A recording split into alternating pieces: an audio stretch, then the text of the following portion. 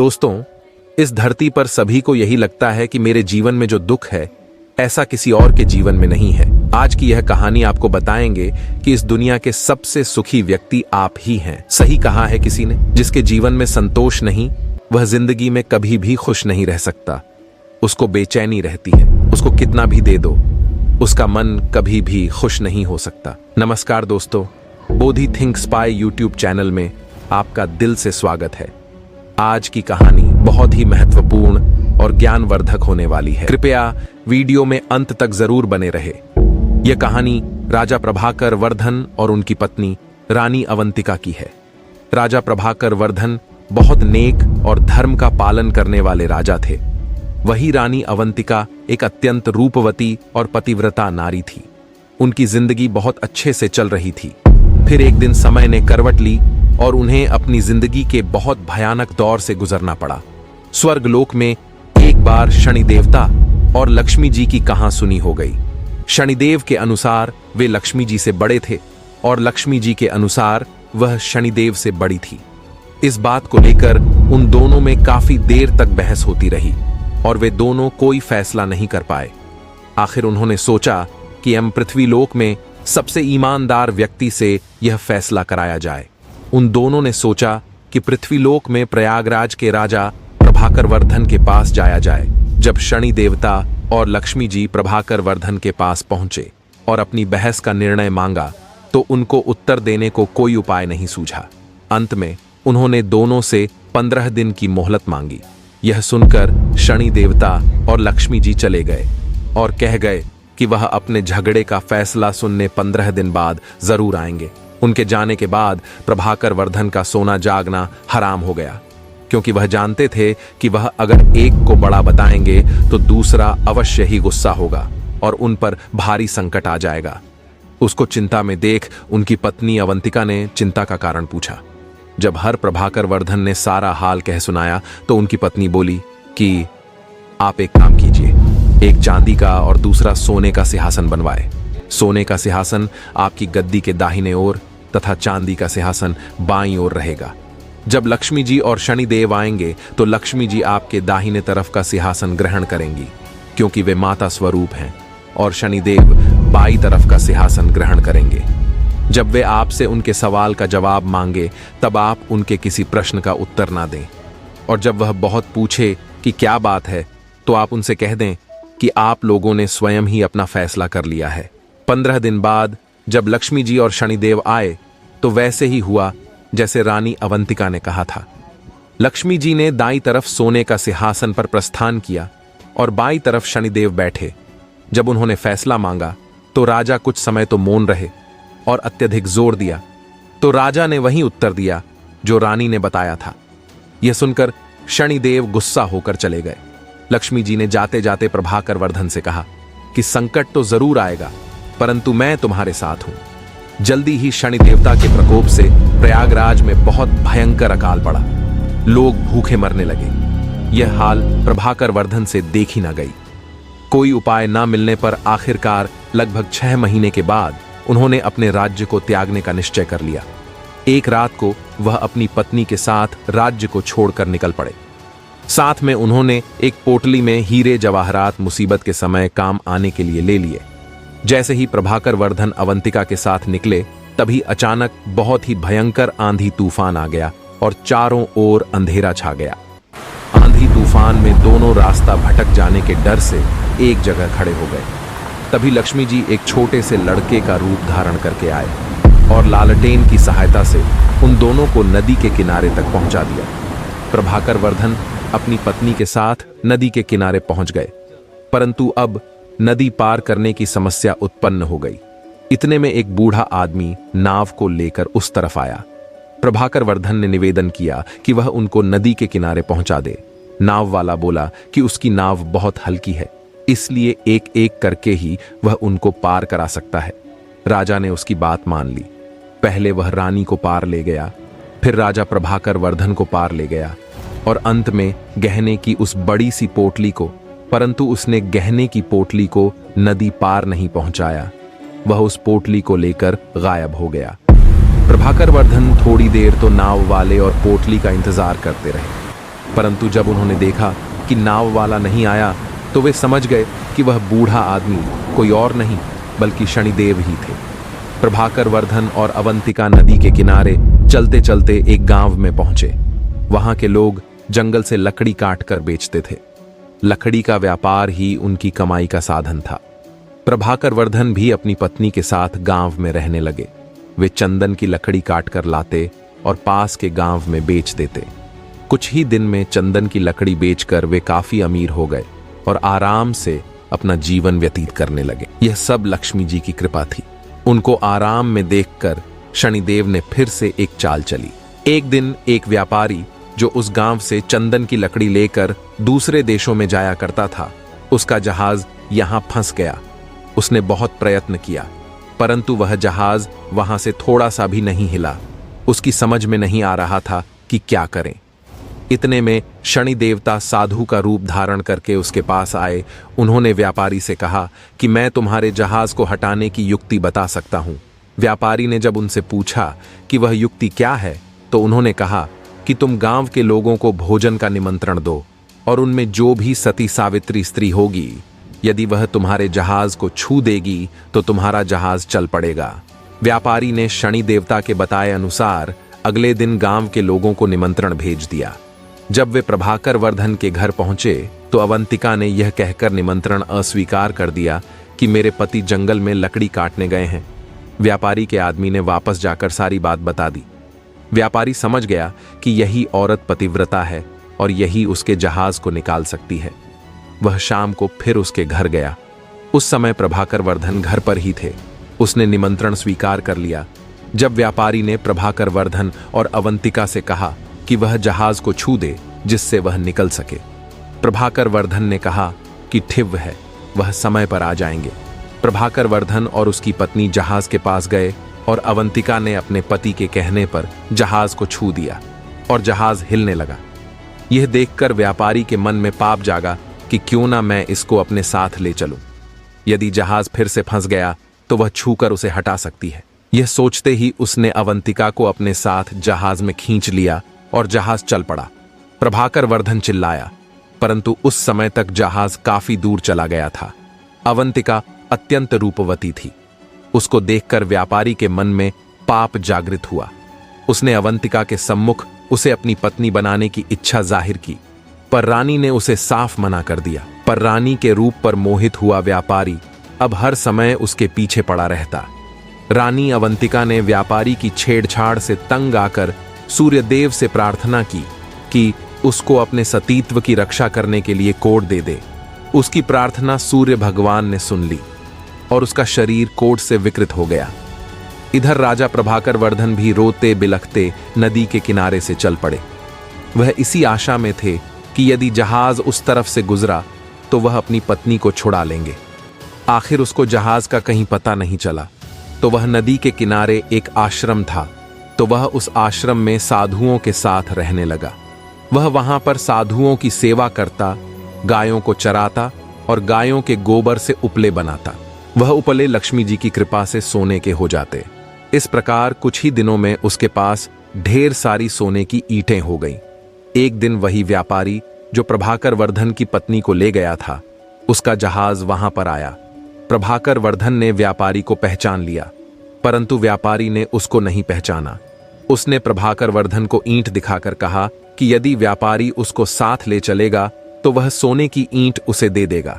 व्यापारी ने सोने की ईंटों के लालच में अपने जहाज में बैठा लिया। जब जहाज चल पड़ा तो कुछ ही दूर जाने पर व्यापारी ने प्रभाकर वर्धन को पहचान लिया था। फिर व्यापारी ने प्रभाकर वर्धन को नदी में धक्का दे दिया। प्रभाकर वर्धन की चीख पुकार अवंतिका को सुनाई दे गई। उसने एक काठ का टुकड़ा समुंदर में फेंक दिया।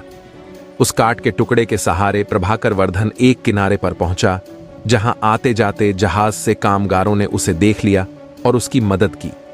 अनजान व्यक्ति को वहां देख वहां कामगारों ने उससे पूछा कि वह कौन है और कहां से आया है। तो प्रभाकर वर्धन ने कहा कि वह एक अत्यंत दुखी आदमी है। वहां के लोग उसको राजा के पास ले गए। राजा ने परिचय मांगा तो प्रभाकर वर्धन ने बताया कि वह एक दुखियारा व्यक्ति है जो ऐसे दर दर भटकता है। उसने राजा के सामने दया याचना करी कि कोई छोटा मोटा काम देने की मांग की।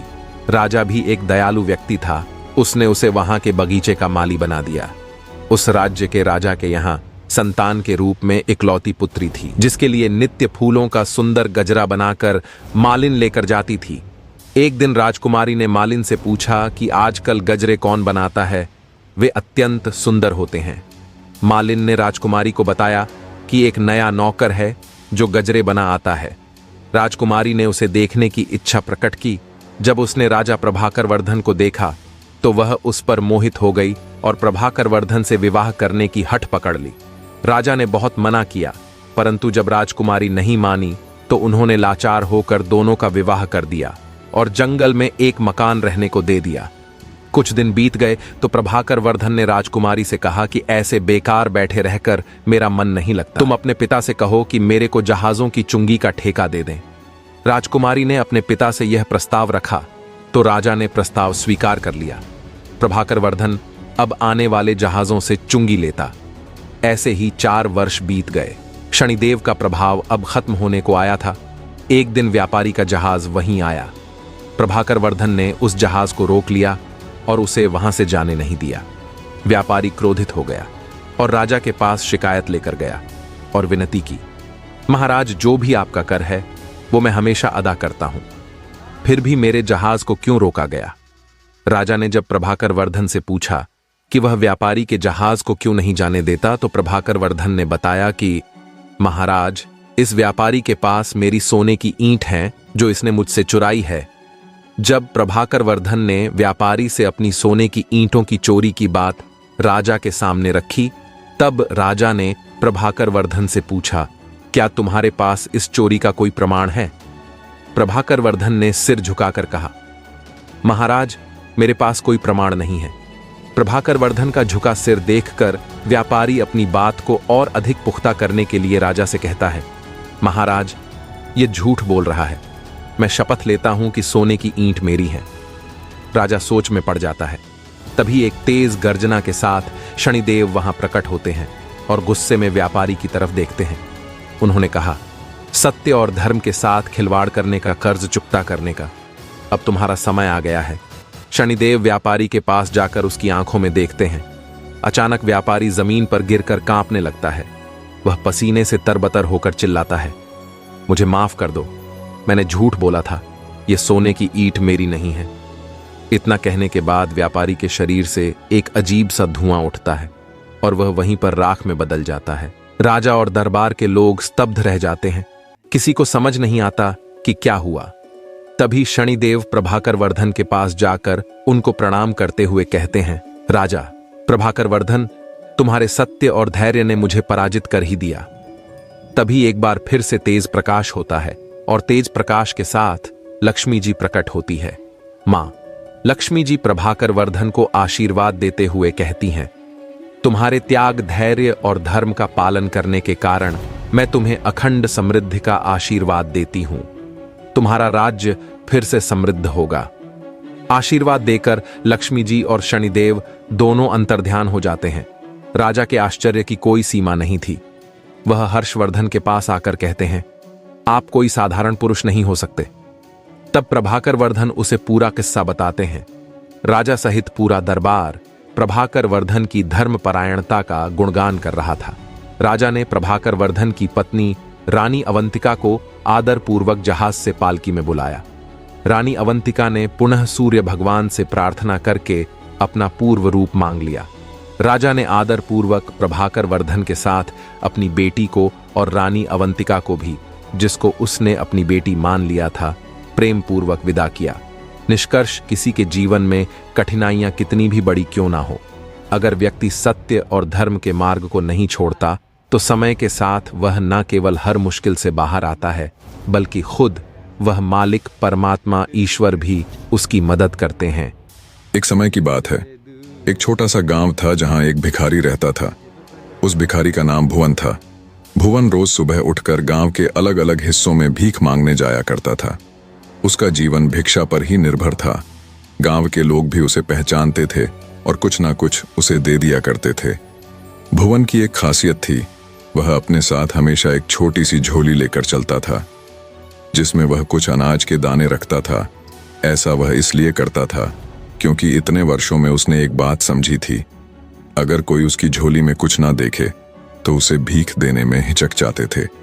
अगर उसकी झोली में कुछ पहले से ही दिखे तो लोग उसे और भीख दे देते थे। यह उसकी भीख मांगने की चालाकी थी। एक दिन वह सुबह जल्दी उठकर अपने काम पर निकल पड़ा। आज वह कुछ अजीब सा महसूस कर रहा था, जैसे आज का दिन कुछ खास होगा। जैसे ही वह गांव की मुख्य सड़क पर पहुंचा, उसने देखा कि सामने से एक शानदार रथ आ रहा है। रथ की चमक और उसकी सुंदरता देखकर भुवन को समझ में आ गया कि यह राजा का रथ है। भुवन ने सोचा, वाह, आज तो किस्मत खुल गई। अगर राजा की नजर मुझ पर पड़ गई और उन्होंने मुझे कुछ दे दिया तो मेरी जिंदगी ही बदल जाएगी। वह जल्दी से सड़क के किनारे खड़ा हो गया और राजा के रथ के पास से गुजरने का इंतजार करने लगा। जैसे ही रथ उसके पास पहुंचा, कुछ अजीब हुआ। रथ उसके पास आकर रुक गया। भुवन हैरान रह गया। उसकी आंखें चौड़ी हो गईं जब उसने देखा कि राजा खुद रथ से उतरा और उसकी ओर बढ़ने लगा। अब उसकी कल्पनाएं और तेज हो गईं। उसने सोचा, अरे आज तो मैं राजा से कुछ मांगने जा रहा हूं। शायद वह मुझे ढेर सारा सोना चांदी या कोई बड़ी चीज दे देगा। लेकिन तभी एक और चमत्कार हुआ। राजा ने अपनी झोली उठाई और उसे भुवन के सामने फैला दी। भुवन की आंखें फटी की फटी रह गईं। उसने सोचा, यह क्या? राजा तो खुद मुझसे भीख मांग रहा है। राजा ने विनम्रता से कहा, भाई मुझ पर दया करो और मुझे कुछ भिक्षा दे दो। भुवन को विश्वास नहीं हो रहा था। उसने सोचा, यह तो उल्टा हो गया। राजा मुझसे भीख मांग रहा है। लेकिन राजा ने उसकी ओर देखते हुए कहा, यह मेरे लिए बहुत महत्वपूर्ण है। हमारे राज्य पर एक संकट आ रहा है और राज ज्योतिष ने कहा है कि अगर मैं इस संकट से बचना चाहता हूं तो मुझे पहले व्यक्ति से भीख मांगनी होगी जिसे मैं आज सुबह देखूं, और तुम वह व्यक्ति हो। कृपया मुझे कुछ दान दो। अब भुवन असमंजस में था। वह सोचने लगा, क्या मैं राजा को कुछ दे दूं? लेकिन मैं खुद तो एक भिखारी हूं। मेरे पास तो खुद ही कुछ खास नहीं है। अगर मैंने राजा को कुछ दे दिया तो मेरे पास बचेगा क्या? काफी सोच विचार के बाद उसने अपनी झोली से एक छोटा सा अनाज का दाना निकाला और राजा की झोली में डाल दिया। राजा ने मुस्कुरा हुए सिर झुकाया और अपनी झोली बंद कर ली। फिर वह वापस अपने रथ की ओर चला गया। भुवन ने देखा कि राजा तो बिना कुछ बोले चला गया, लेकिन उसके मन में एक शंका थी। वह सोचने लगा, क्या मैंने सही किया? राजा खुद भी तो इतना अमीर है, वह मुझे कुछ मूल्यवान दे सकता था। और मन ही मन राजा को बुरा भला कहने लगा। दिन भर भुवन को बहुत भिक्षा मिली। उसकी झोली में अनाज, पैसे और कपड़े भर गए, लेकिन उसके मन में एक अजीब सी बेचैनी थी। उसे राजा से मिलने का मौका मिला था और उसने उस मौके को व्यर्थ जाने दिया। शाम को जब वह घर पहुंचा तो उसकी पत्नी ने उसकी ओर देखा और बोली, आज तो आपका नाम पूरे गांव में फैल गया है। लोग कह रहे हैं कि राजा ने आपसे भीख मांगी। वाह, आप कितने महान हो। लेकिन भुवन को खुशी नहीं हुई। वह गुस्से से बोला, तुम्हें क्या पता, राजा ने मुझसे भीख मांगी थी। भला मैं राजा को क्या दे सकता था? और मैंने उसे केवल एक अनाज का दाना दिया।